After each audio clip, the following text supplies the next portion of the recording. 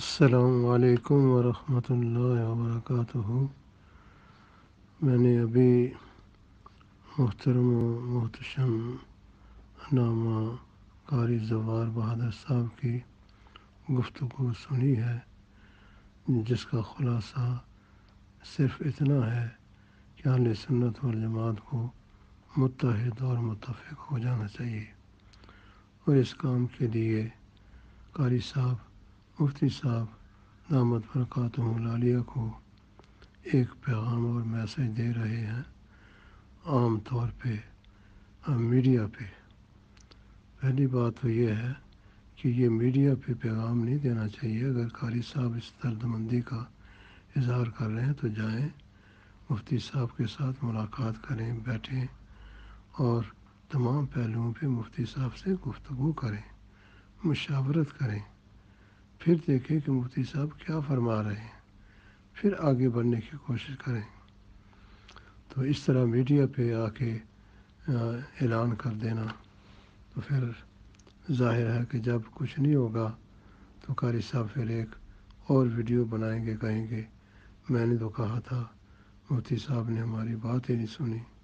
مفتی صاحب کسی اور طرف چلے گئے، مفتی صاحب نہیں اہل سنت والجماعت کا اتحاد چاہتے۔ تو یہ طریقہ ٹھیک نہیں ہے۔ نمبر 2، قاری صاحب خود بتائیں کہ ہماری سیاسی قوت، سیاسی جماعت جمعیت علماء پاکستان تھی۔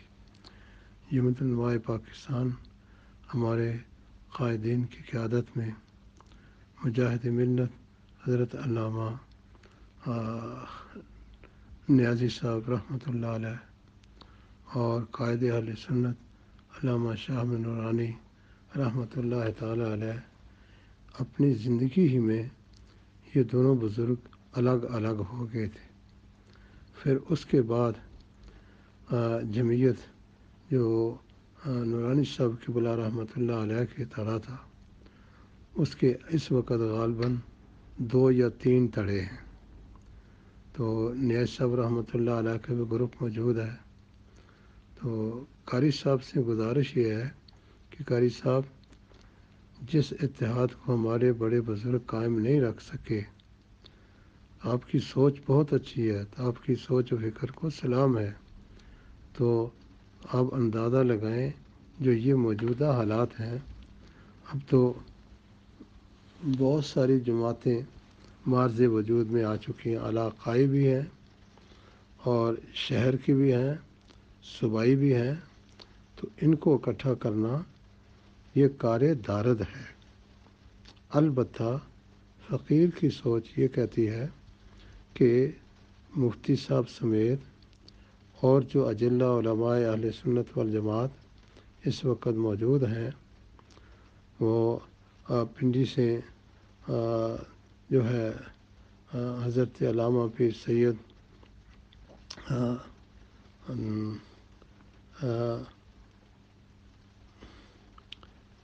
پنڈی والے جو شاہ صاحب ہیں قبلہ، وہ ہو جائیں۔ اسی طرح لاہور سے جو علماء ہیں، میں تو باہر ہوں، مجھے نہیں معلوم اس وقت ایکٹیو کون کون بزرگ ہیں، ان سب کو اکٹھا کیا جائے، 10 سے 15، 15 سے 20، 20 سے 25 علماء پورے پاکستان سے اکٹھے کر کے، تو ان کی ایک مشاورت، ان کے ساتھ ایک مشاورت کی جائے، تو پھر کام اگر ہم سب اہل سنت والے اکٹھے ہو جائیں تو یہ بہت بڑی ہماری کامیابی ہے۔ نمبر 3، جہاں تک تحریک لبیک یا رسول اللہ صلی اللہ تعالی وسلم پاکستان کا تعلق ہے، تحریک لبیک نے الحمدللہ گزشتہ انتخابات کے اندر غالباً 24 سے یا 25 لاکھ ووٹ لیے ہیں، اور اگر ایجنسیاں یہ کام نہ کرتی جو لبرل لوگوں کو ہی اس ملک پہ پاکستان پہ مسلط کرنا چاہتے ہیں، اگر یہ لبرل میڈیا جس طرح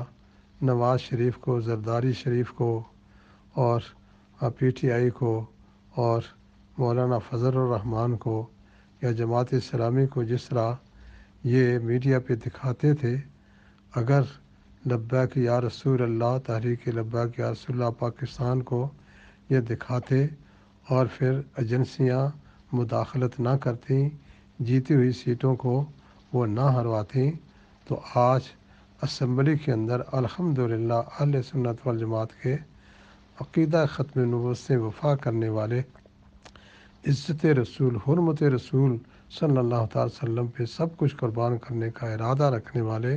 عملی طور پہ دکھانے والے آج بہت زیادہ ہوتے۔ تو تحریک لبیک یا رسول اللہ پاکستان اس وقت میدان کے اندر موجود ہے۔ اس کے علاوہ مجھے بتائیں جتنی جماعتیں ہیں، قاری صاحب اپنی جماعت کا ہی بتا دیں کتنے گروپ ہیں، انہوں نے کتنے لاکھ ووٹ لیے ہیں، جلالی صاحب نے کتنے لاکھ ووٹ لیے ہیں، ان کی تو اپنی ضمانت ضبط ہو گئی تھی۔ تو ان حالات کے اندر میں یہ سمجھتا ہوں اگر قاری صاحب مخلص ہیں اس اتحاد کے لیے تو 25 علماء پورے ملک سے اکٹھے کریں، آزاد کشمیر سے بھی لیں اور پھر مشاورت کریں۔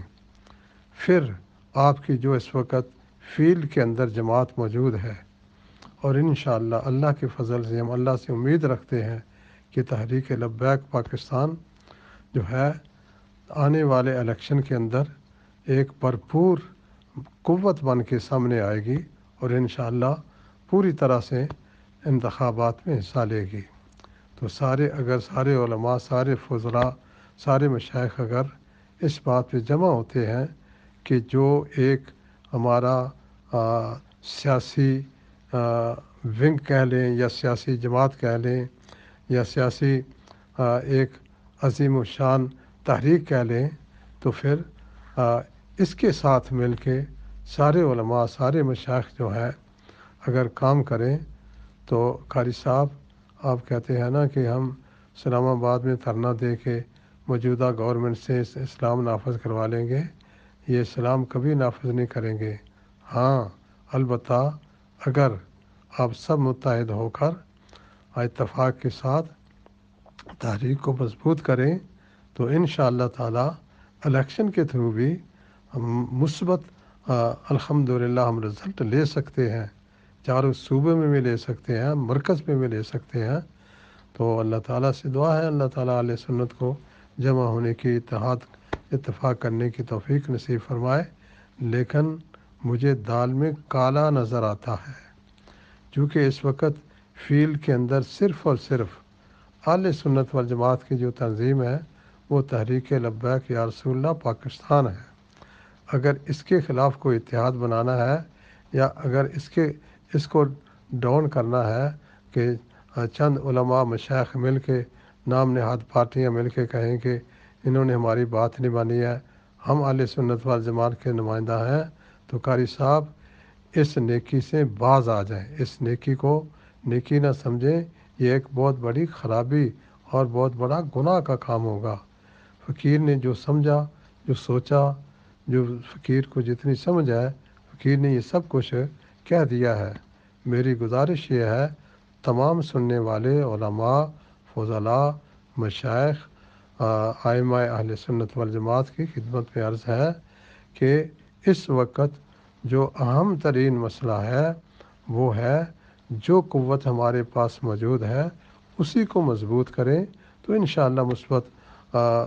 رزلٹ اور نتیجہ اللہ تعالیٰ کی مدد سے ضرور نکلے گا۔ حضور سرور عالم صلی اللہ تعالی وسلم کی محبت و شفقت اور سرکار کی عنایت بھی ہوگی۔ قاری صاحب نے رئیس المجاہدین حضرت علامہ حافظ خادم حسین رضوی رحمۃ اللہ تعالیٰ علیہ کا اس طرح ذکر کیا ہے کہ جیسے کوئی ایک مسجد کا امام ہوتا ہے، لیکن وہ رئیس المجاہدین ایک مسجد کا امام ہوتے ہوئے، ایک مسجد کا خطیب ہوتے ہوئے، جو اللہ تعالیٰ نے آپ کے تھرو خلق خدا کو عشق رسول کی دولت دی ہے، وہ اپنی مثال آپ ہے۔ جنازہ ہی دیکھ لیں، قاری صاحب دیکھ لیں نا، ہمارے قائدین کا پہلے جنازے ہوئے ہیں، تو اب تو غیروں نے بھی تسلیم کر لیا ہے کہ خادم حسین کی یہ مقبولیت یہ رب العالمین کی طرف سے تھی، یہ میری اور آپ کی یا لوگوں کی وجہ سے نہیں، جماعتوں کی جن کو آپ متحد کرنا چاہتے ہیں ان کی وجہ سے نہیں تھی، یہ اللہ تبارک و تعالیٰ کی ذات اقدس کی طرف سے یہ مقبولیت تھی۔ قرآن و حدیث کی روشنی کے اندر جن کو اللہ پسند کر لیتا، جو اللہ کے لیے اعمال صالحہ کرتے ہیں اور اللہ کے لیے مرتے جیتے ہیں، اللہ ان کو اس دنیا کے اندر بھی عزت دیتا ہے، قبر اور حشر میں بھی عزت دیتا ہے۔ تو قاری صاحب نے رئیس المجاہدین کا نام ایسے ہی لے لیا جس طرح میرے جیسا کوئی فقیر جو ہے اس کا نام لے لیں۔ تو قاری صاحب آپ پہلے اپنے تڑوں کو متحد کریں، پھر جو باقی ہیں ان کو متحد کریں، اس کے بعد اینڈ پہ دیکھیں کہ پھر جو ہے کس کو آپ قائد بنانا چاہتے ہیں۔ اور میں نے آپ کے دبے لفظوں میں یہ بھی سن لیا ہے کہ آپ چاہتے ہیں کہ مفتی اہل سنت حضرت علامہ مفتی منیب الرحمن صاحب کو آپ چاہتے ہیں کہ سب کا وہ قائد بنے۔ بڑی خوشی کی بات ہے، مفتی صاحب کے اندر تمام صلاحیتیں موجود ہیں۔ اللہ تعالیٰ ان کو عمر خضر، صحت والی، عزت والی، شان والی، عرفان والی، محبت والی عطا فرمائے۔ لیکن وہ خوب سمجھتے ہیں کہ کیا ہونا ہے، کیا کرنا ہے، کیا کرنا چاہیے۔ تو میری تمام علماء سے گزارش ہے، فقیر کی کسی بات سے اگر کسی کی دل آزاری ہوئی ہو تو پلیز مجھے ایک فقیر سمجھ کے، ایک پردیسی سمجھ کے معاف کر دیں۔ لیکن میں نے یہ سب کچھ دیکھا ہے، میں نے جمعیت کا عروج دیکھا ہے، میں نے جماعت اہل سنت پاکستان کا عروج دیکھا ہے۔ بڑی بڑی جو کانفرنسیں ہیں ان کے اندر الحمدللہ فقیر نے حصہ لیا ہے۔ شیخ الحدیث استاد العلماء والمشائخ حضرت علامہ پیر مفتی حافظ محمد عالم محدث سیالکوٹی رحمۃ اللہ تعالیٰ علیہ کی قیادت کے اندر جب جماعت اہل سنت بنی، اس وقت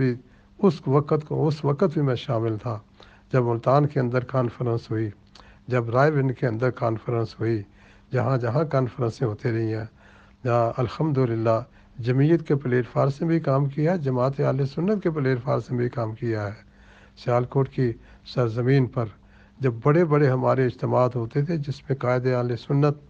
نورانی صاحب رحمۃ اللہ علیہ اور مجاہد ملت نیازی صاحب رحمۃ اللہ علیہ کا خطاب ہوتا تھا، فقیر اس وقت اسٹیج سیکرٹری ہوتا تھا۔ تو الحمدللہ ہم نے کام کیا ہے، اللہ کی رضا کے لیے کیا ہے۔ میری دعا ہے اللہ ہمارے ان دونوں بزرگوں کی قبروں کو اپنی رحمتوں سے لبریز فرمائے، ان کو جنت میں اعلیٰ درجات عطا فرمائے۔ انہوں نے جو خدمت کی ہے اللہ اس خدمت کا صلہ ان کو عطا فرمائے۔ لیکن ان کے بعد اب تو میدان ما سوائے تحریک اہل سنت پاکستان کے مجھے خالی نظر آتا ہے۔ الحمدللہ میدان کے اندر تحریک موجود ہے۔ دعاؤں میں یاد رکھیے گا۔ فضل احمد قادری، ڈربی، انگلینڈ۔ والسلام۔